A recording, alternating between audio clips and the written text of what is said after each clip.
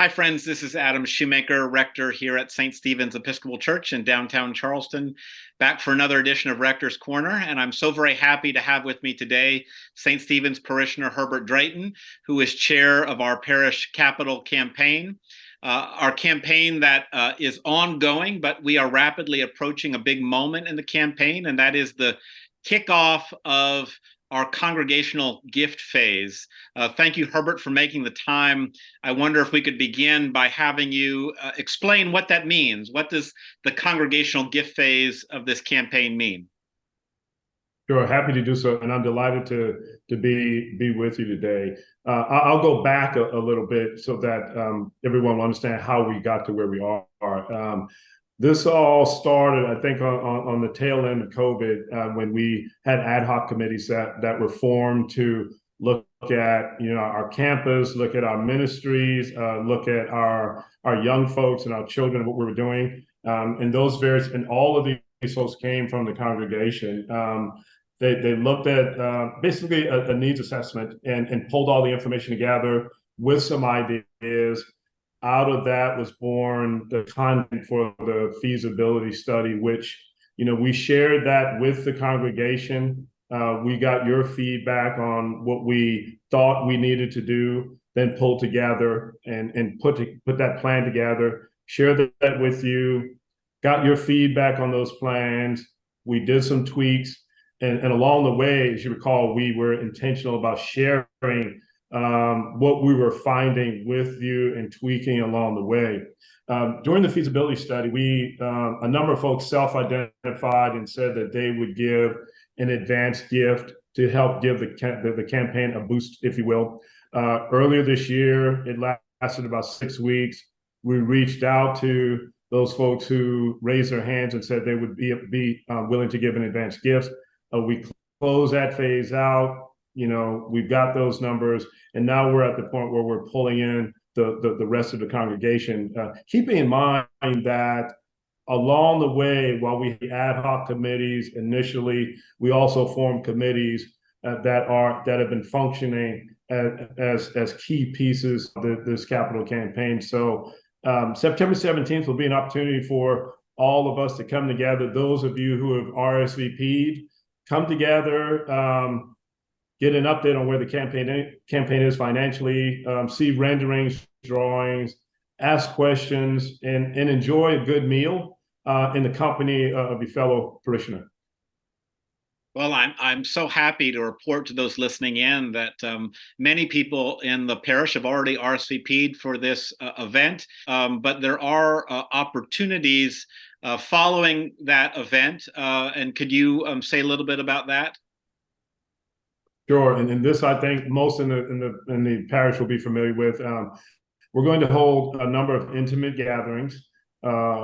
Many of our brothers and sisters have agreed to open their homes to come in and have a number of folks sit and just talk about the campaign, get their questions answered. We'll have the same thing. We'll have the renderings and give you an idea of what's going to be happening. And during that time, you get to ask any question that you want, and heavy hors d'oeuvres or dinner. So if you haven't registered or RSVP'd, I encourage you to do so. The dates and times and locations are in the bulletins, the Sunday bulletins. They're in the Deacon and they're on the website. And I know, Herbert, that there are a variety of ways that people in the congregation could give a gift to the campaign. Can you speak about those? Certainly, I'll hit on the top three, if you will. One is when you attend the September 17th dinner kickoff event, you will have a packet. In that packet will be a pledge card. If you're moved during the time that we spend together at the Gilliard to complete that pledge card, I encourage you to do that. That time we'll have a plate there to accept it. When we move to the campus tour, I encourage, if you're moved at that point in time to complete the pledge card, I encourage you to do it at that time as well. And of course, if you want to bring the pledge card back the following Sunday, I encourage you to do it at that time. The other two ways that you can give to the campaign, stocks and bonds. If you want to commit stocks and bonds, we will accept those gifts, and maybe look at the market for a couple of days, and we will convert those. It's probably within 30 days, but it'll be a quick turnaround for that. And the last part, which we haven't done a lot of at St. Stephen's, is legacy gifts. And I encourage everyone to consider including St. Stephen's in their will. That ensures that your legacy and your commitment to the campaign will live on for many, many years. Well, and Herbert, as you began this conversation, you talked about the intentionality that's gone into this campaign process. It's gone on for quite some time if you take into account all the discernment work that's been done. Some people in the parish might be wondering about the timeline we're working through, when the campaign will come to a conclusion. I wonder if you could say a little bit about that. Sure. The dinner on September 17th, like we said, begins the congregational giving phase. We're going to officially stop the PR part of it at the end of October. Hopefully by then we've gotten most of the gifts in, from those of you who attend the September 17th event. The campaign itself will run through the end of the year, December 31st. So if you're still hanging on to those pledge cards and you intend to give, we hope to get all of those in by the end of the year. The giving phase the giving phase in the term officially begins January 1, 2024, and it runs for 4 years. And as a reminder, all gifts are welcome. If you want to give $48 and give $1 per month for 48 months, we'll accept that. If you want to accelerate that and or give more, we will accept that as well. Every dollar counts. Every commitment from a parishioner counts as well. Great. Well, Herbert, as we begin to wrap up this conversation, I know that you are a lifelong member of this congregation, a child of the parish. As chair of the Capital Campaign, I wonder if you could talk a little bit about why you believe it's important to consider making a gift to this effort.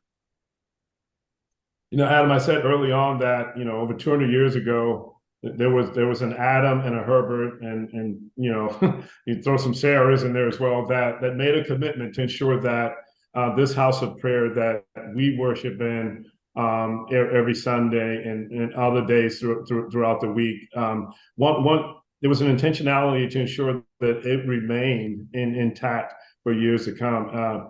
Myself, I remember sitting in the front of the church, second row back on the right side with my dad every Sunday.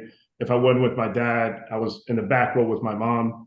Other than my time in the Marine Corps, it was the most disciplined hour of the week for me. So I enjoyed it. And when I think about what's happened with St. Stephen's throughout the year, there were a number of inflection points. There was integration.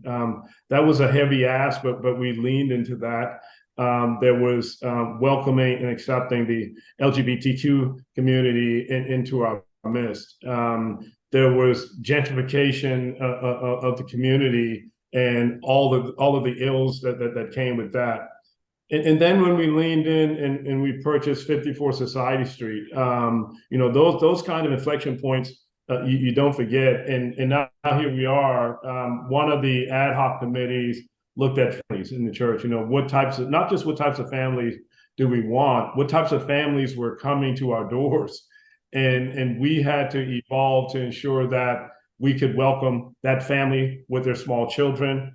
Now we're at the point where we need to make sure that the campus is more accessible, and we're leaning into those who have historically been marginalized in our communities, talking about the students at the College of Charleston. And these are just things that we're thinking of today that were not issues 100 years ago. So God knows what we're positioning ourselves to do in the future. So my mom and dad, who are currently residing in the wonderful garden there, I know they're looking down from heavens, and they're very proud of the work that we're doing and the direction that the church is heading. It's all about continuing to strive to be the house of prayer that we've been called to be in the new time, and looking ahead to the years ahead, the generations to come. Thank you so much, Herbert, for the conversation, and thank you to those who've listened in. If you are a member of St. Stephen's, please do consider, if you haven't already, joining Herbert and I in making a gift to this campaign to support our beloved parish. I'll be back for another edition of Rector's Corner next month. In the meantime, friends, you stay safe, well, and you keep the faith. Bye-bye. Bye-bye.